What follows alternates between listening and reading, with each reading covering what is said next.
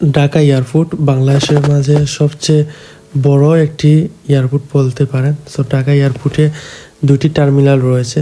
So আমি একটা কাজে গিয়েছিলাম, অর্থাৎ আমার একটা কাজিন বিদেশে যাবে, সেই জন্য তার সাথে ঢাকা এয়ারপোর্ট গিয়েছিলাম।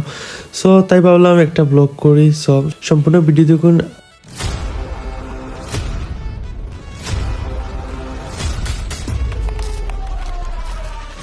Welcome back. So Dhaka airport আপনি চাইলে সিলেট থেকে ডাইরেক্ট এনাভাসের ঢাকা এয়ারপোর্টের সামনে গেটে নামতে পারবেন।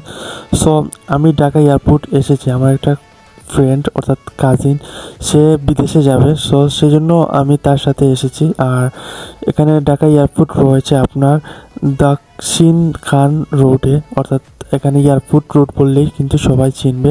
ঢাকা এয়ারপোর্ট কিন্তু অনেক বড় একটি এরিয়াতে রয়েছে। পাশে কিন্তু আরও নতুন অনেক বিল্ডিংও কিন্তু তৈরি হচ্ছে এয়ারপোর্টে। আর আমি চলে এসেছি সকাল প্রায় 11টার দিকে। সো এখানে এসে অনেক ওয়েট করি, কারণ ফ্লাইট ছিল প্রায় 2টার সময়। তাই ভাবলাম একটু ভিডিও করি এবং এখানে বসে কিন্তু অনেক আড্ডা দিই। এবং এখানে কিন্তু অনেক রোদও ছিল। আর ঢাকা এয়ারপোর্টে কিন্তু প্রচুর মানুষ কিন্তু এই এয়ারপোর্ট থেকে যাতায়াত করে। উইকিপিডিয়াতে দেখেছি বছরে প্রায় 40 লাখের মতো কিন্তু এই এয়ারপোর্টের মাধ্যমে বিদেশ যাতায়াত করে মানুষ।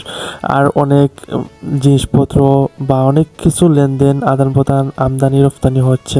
সো এখানে আমি চারিপাশে ঘুরি এবং সব কিছুই দেখি, কারণ এখানে এসেছিলাম আগেও, কিন্তু ভিডিও ভালোভাবে মেক করা হয়নি। তাই ভাবলাম একটা ভিডিও মেক করি যাতে আপনারা জানতে পারেন। আর এখানে যে এয়ারপোর্টে এখানে খাবারগুলো রয়েছে, এখানে প্রাইসগুলো অনেক হাই রয়েছে। একটু বাইরে থেকে একটু এক্সপেন্সিভ থাকবে, কারণ যেহেতু এখানে ভিআইপি এরিয়া বলতে পারেন বা এয়ারপোর্টের ভিতর, সেই জন্য।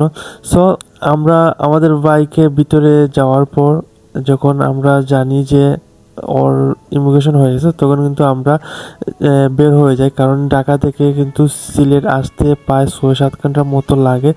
সো আর দূর থেকে কিন্তু এয়ারপোর্টের ভিউ কিন্তু অনেক সুন্দর লাগেছে, কারণ এয়ারপোর্টে কিন্তু 2টা টার্মিনাল রয়েছে এবং 2 টার্মিনাল দিয়ে কিন্তু মানুষ যাতায়াত করতেছে এবং বিভিন্ন দেশের মানুষ আসতেছে। এবং এখানে কিন্তু দাঁড়ায় থাকলে কিন্তু অনেক রকমের মানুষ দেখা যায়।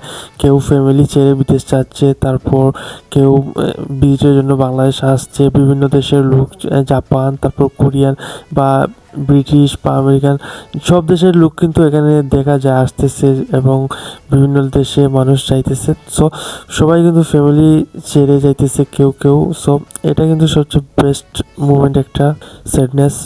সো আশা করি ভিডিওটি বুঝতে পেরেছেন। বুঝে থাকলে অবশ্যই কমেন্ট করে আপনার মতামতটি জানাবেন এবং বন্ধুদের সাথে শেয়ার করুন, নতুন হলে সাবস্ক্রাইব করুন, পাশে থাকার বেল আইকনটি ক্লিক করুন। ধন্যবাদ।